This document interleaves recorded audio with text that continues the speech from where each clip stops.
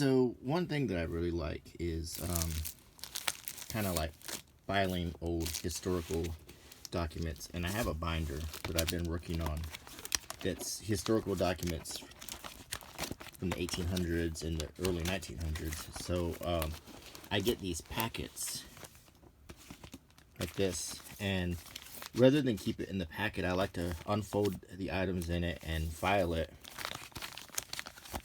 so I can look at them more in a crisp form. Like I can have this whole letter flattened out and read it, or so forth. And I think it just makes it better. Some of the things still have to have a little bit of a fold in them, but I wanted to open this one, and I wanted to file the parts in it. So I'll need two things. I'll need business card pages for these little cigarette cards, and I'll need a pack of legal-sized sheet protectors.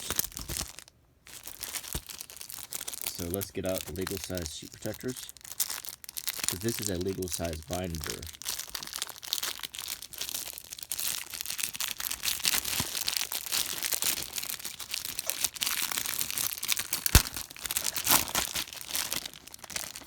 I think I'll use all of them, so I'm just going to take them all out. And then that's it for that. Okay. And they open from the top here. So today, let's do etiquette in everyday life in the 1920s. So this is it. Some of you watch my channel, you know this is a decade that I'm always kind of interested in, now that we're in the 20s again. Of course, so far the 20s haven't been too much fun, have they? Okay, so I've got a lot of things here, and I'm just going to start. They always, with these packets, they always include like cigarette cards. These are roughly the size of cigarette cards from the past, and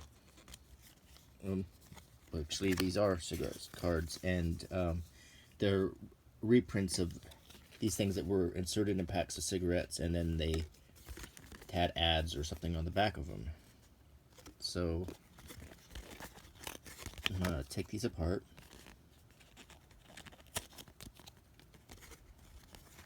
And then we'll go through them as we put them up.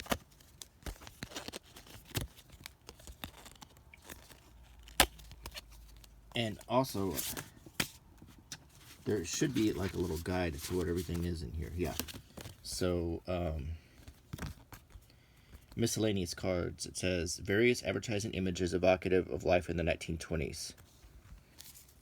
So, here's a picture of some bathing beauties. Join the Royal Navy and seen the world, but it's nautical themed because these are women in 1920s era bathing suits. So let's give us a card protector.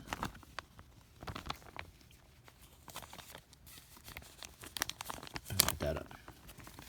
The next is stow attractions. Blushing free to all sufferers, particulars of approved home treatment that quickly removes all embarrassment and permanently cures blushing and flushing of the face and neck, and a real camera. So I don't know, I just like the card with the image on it. Not sure what stow attractions is.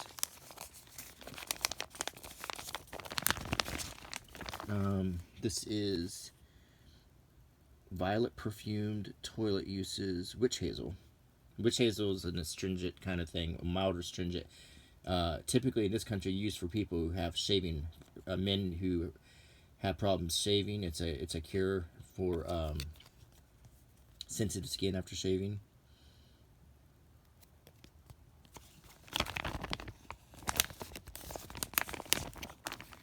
This is new motoring pleasures await you in the new Bean 1928 model. This car. On the back there's stuff about bicycling and a movie camera.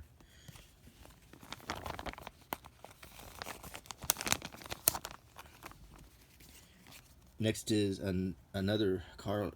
Well, it's an ad for the girl in the taxi, but a cool picture of a car on it. It's playing at the Lyric Theater, and there's an ad for a revolver on the back. A safety revolver doesn't seem to have a hammer on it.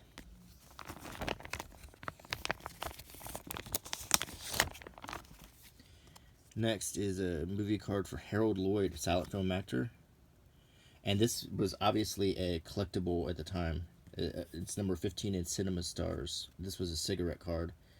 And Harold Lloyd was a famous silent film actor. Next is B.B. Daniels, another one of the... This is number 8 in the Cinema Stars. Born in Dallas, Texas, another silent film star that you could collect. Next is Woman's Way. Looks like a magazine cover, but it's Freda Stormvale. They improved, specially adapted for windy weather, motoring, and general use. Oh, it's something to cover your face when you're driving on a car without a windscreen. So there's my trading cards.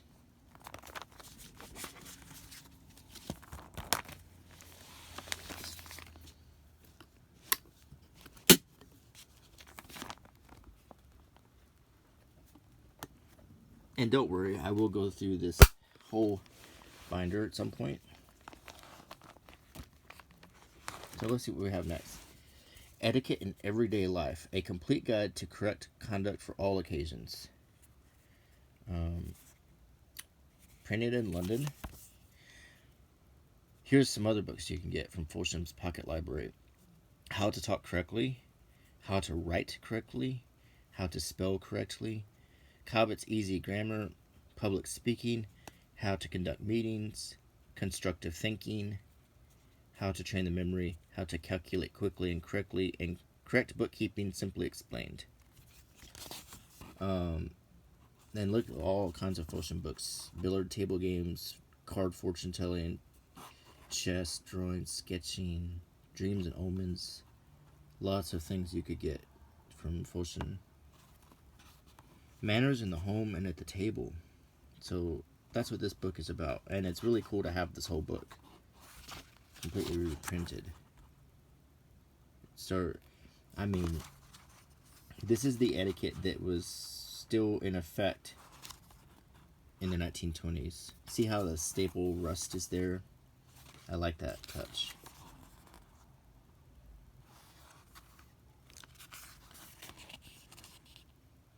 Eat quietly and deliberately. All haste is vulgar. In eating is particularly so. Make no noise in masticating the food, and keep the mouth closed during the process. Take small quantities of food only into the mouth at the time. It should be possible to talk at any time because the mouth should never be really full.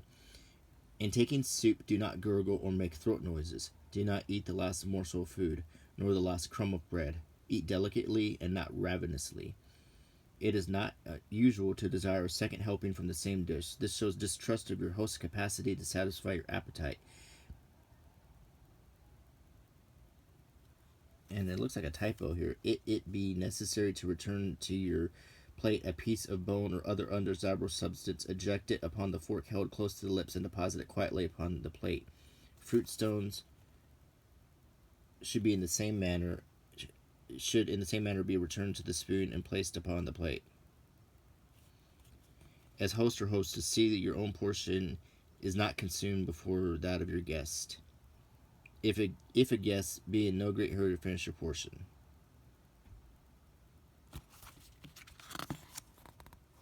Fidgeting, blunders.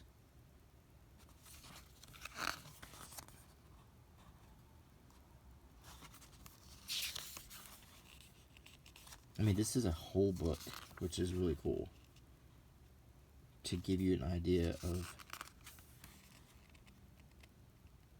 the 1920s and what the times were like. Love, courtship, and marriage. They're just going to cover that in a few pages. Seems like there should be a whole book or set of books about this.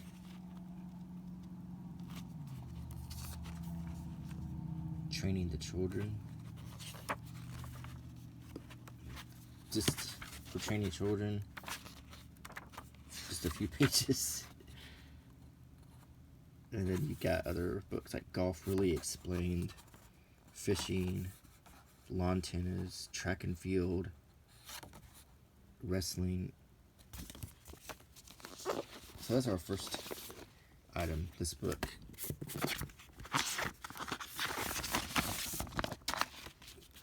And next we've got a ad for Vitifer. Brings vital energy. The greatest of all tonic foods is all British milk protein enriched with the addition of nerve-restoring phosphorus. Try it for brain exhaustion, dyspepsia, loss of weight, etc. Prices within the reach of all, from chemists in tins, 1/3 and 2 larger sizes, 3, 6, and 6. You will benefit from the first dose of Vitifer as surely as you feel the benefit of a bright sunny day. So it's health food. If you are on the sick list with neurasthenia, anemia, mental depression, physical exhaustion, dyspepsia, it seems like a laundry list of things this can cure. So I'm gonna put the Vitifer Ad in with Etiquette.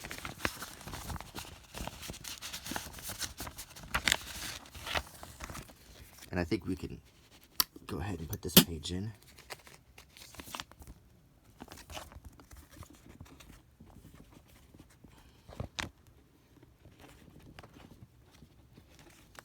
Next, we have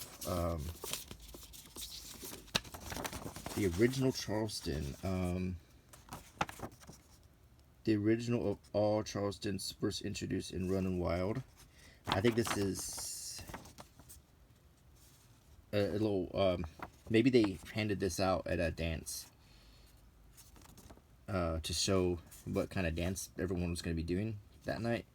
So it shows how to do the Charleston. Start, first position, second, third, and fourth. And it's funny how it starts from the right to the left. By Santo Cassani. This is the flat Charleston. The above photographs are showing Santos Cassani and Jose Leonard. I guess Santos is the girl. And this is another dance themed. The Olympia Dance Hall in Kensington for the 1927-28 season dances daily program. Feldman music fits the dance hits of the year. Leonora, Foxtrot, Ting-a-ling, When I Met Sally, When the Lovebird Leaves the Nest, Somewhere in Samarkand, Red Lips, Kiss My Blues Away, You Went Away Too Far, Mary Lou, Since I Found You, Tonight You Belong to Me, Like a Virginia Creeper, and Under the Clover Moon. They're all foxtrots except one waltz.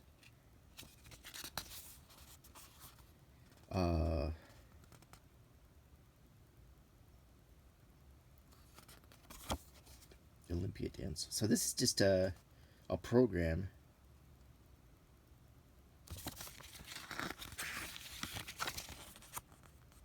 The season's successes, and there's like the music that was a hit, I guess. Greetings to the Olympian dancers. Great wireless hits.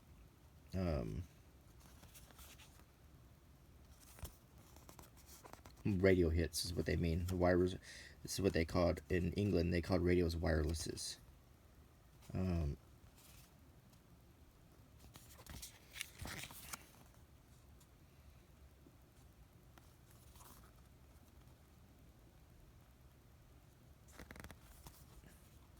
How to win a competition. The world's greatest teacher and demonstrator of modern ballroom dancing, the principal of the Cassini School of Dancing, Nandi Regent Street West. To be a good dancer and to be able to win competitions does not mean that the competitor must do hundreds of steps, but is absolutely essential in competition dancing to execute correctly the fundamental steps of that dance in which you are competing.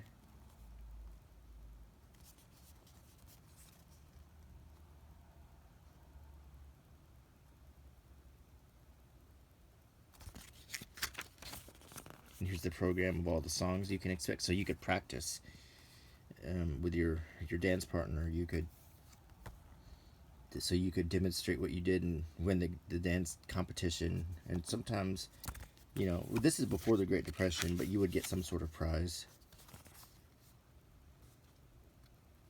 Or maybe it was just the prize of being the best, how to get home. And then, like, there's instructions of the underground or the railway to get home. Omnibus, District Railway, United Transit.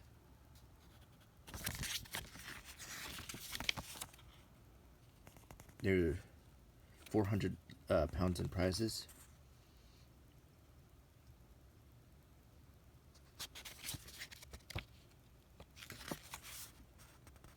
This is kind of cool because this shows something about the late 20s culture that was big, and that was dancing. That was definitely a thing.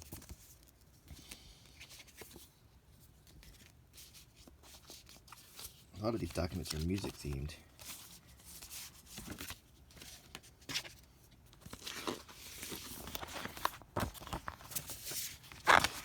So we'll start on the sleeve here.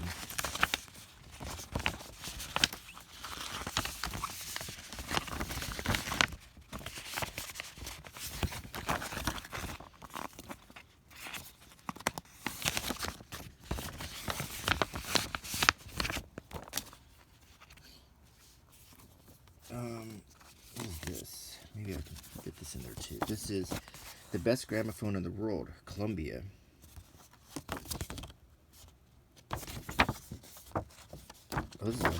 This is it should be folded out at least once. It's a little booklet. Here are 12 of the most famous records. Dame Clara, Abide With Me, Rock and Roll from Tales of Hoffman, 1812 Overture,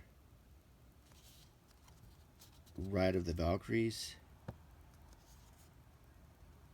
Paul Whiteman's Tchaikovskiana. I think it's Tchaikovsky, but I'm not sure how to pronounce that. And then look at these gramophones. The best gramophone in the world, Columbia. And why? Columbia has improved the gramophone out of the knowledge beyond belief. Today is the best gramophone in the world. Its plano reflex principles of construction being exclusive. No other instrument gives the same tone, detail, or range. When choosing your gramophone, hear and compare, you will select Columbia, the best gramophone in the world. Still see these every now and then when you're in a thrift store, an antique store. Not really a thrift store too much, but definitely you'll find these in antique or thrift malls, as they call them.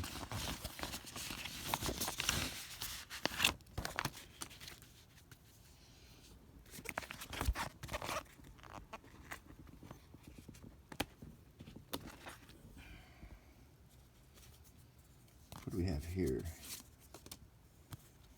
Sporttown flannel trousers. This just gives you. This was a card like you would go to a department store, and you would have the tailor would measure you and write it down on this helpful card, and then you would take this home with you, and they would sometimes deliver your trousers after they would tailor it for you, and then there's some tips on or details about the trousers you could get, like buttonholes are made on a slant causing indirect strain. They didn't have zippers at this time. They weren't really used until around World War II. So here is Wave Your Hair at Home, a Miami wave set, 60 and 1/3. I wonder if that is not sure what that means. I'm actually not familiar with. I think this is a price, and so someone in England might be able to help me with that, because the price list has kind of like it doesn't say pounds or pence. It has something different, and it shows you how to do the perfect finger wave to get that 1920s hairstyle for women.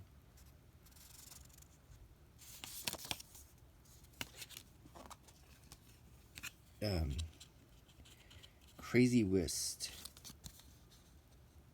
and it's stamped G. This is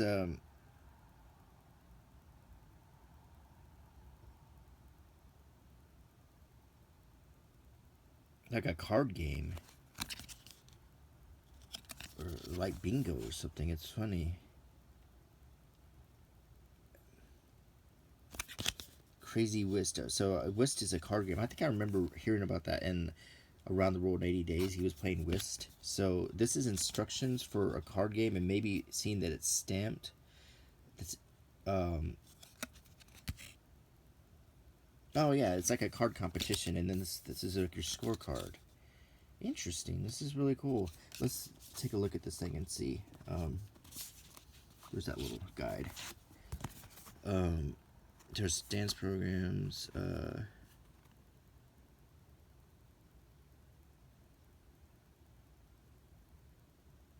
They don't see the Crazy Whist on here. Just this is a pictorial review fashion book. Really good color picture of fashions from the 20s here. For sale at W.H. Lefebvre Limited in Wimbledon. And you know, what strikes me as I look through so much of this stuff is I don't understand a lot of it. I mean, it's 100 years ago now, and a century ago, and how things have changed so much. Some of it is clear to understand, and some of it you really need to dig around and even know what they're talking about in some of these things. But the artwork is really good.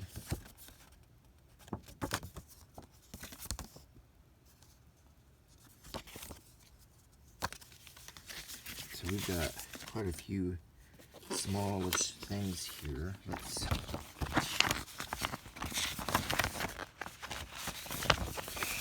try to put them so we can see everything.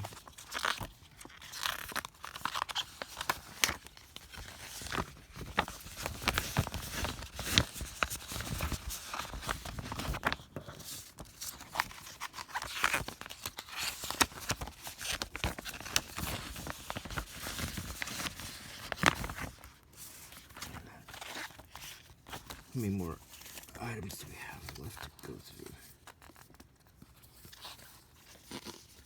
Okay, let's go ahead and put this in. Okay.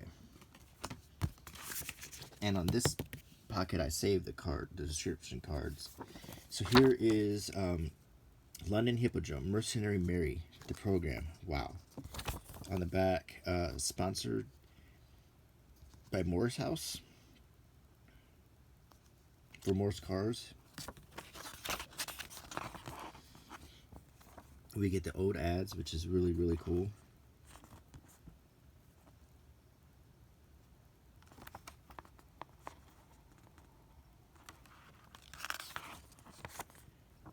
Rain's shoes.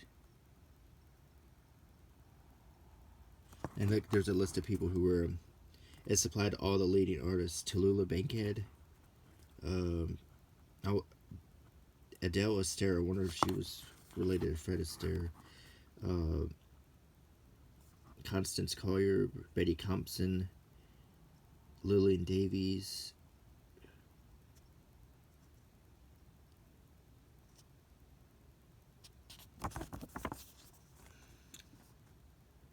Gertrude Lawrence. London Hippodrome, Mercenary Mary. Herbert Clayton and Jack Walters production. A musical comedy in 2 acts.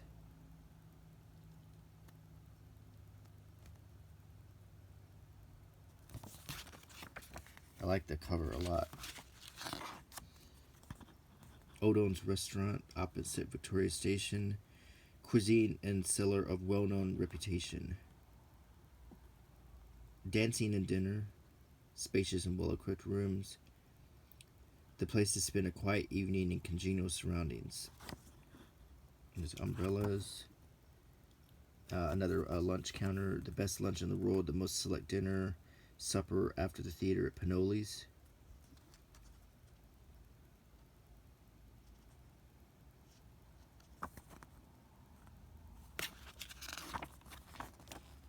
Whiskey and baby Polly at the bar. Well, I guess Prohibition wasn't happening in England, because it sure was happening here. Here's the order of the show. This is the program. Cyril Pearls, her choice.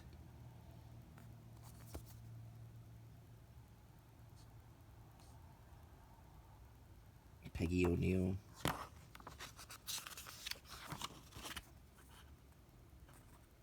Cadbury's chocolate.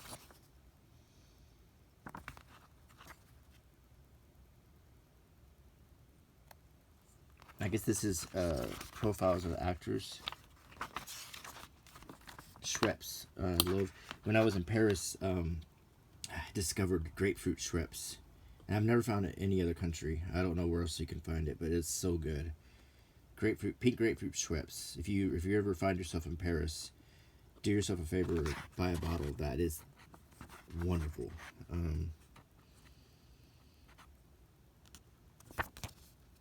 Very cool. Here we have another. You know what? Wait a second. Did we? No. I guess I didn't file that one yet, because I think we've already seen this one, haven't we?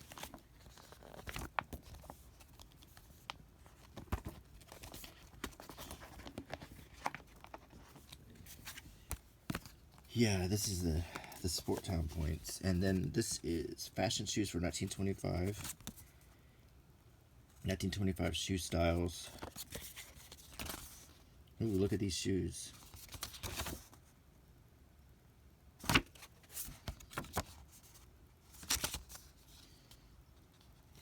$19.25 with this.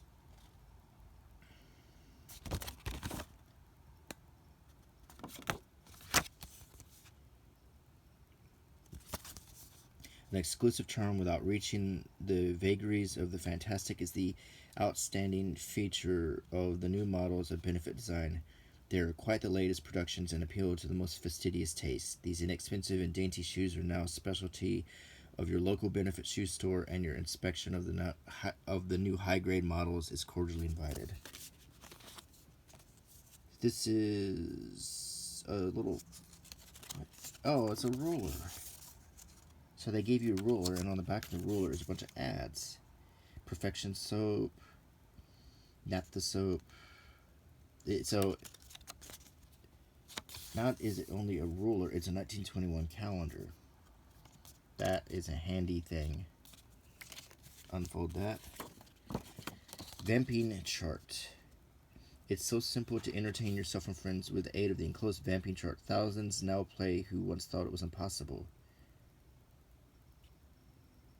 Vamp on thousands of songs. This is something to help your piano playing. And you put this... It's too long for... But you put this on your keys, and it shows you a simple and easy method to vamp accompaniments to thousands of songs and pieces. How cool is that? So this is making music at home was a big deal, because if you didn't have a radio, you had your piano.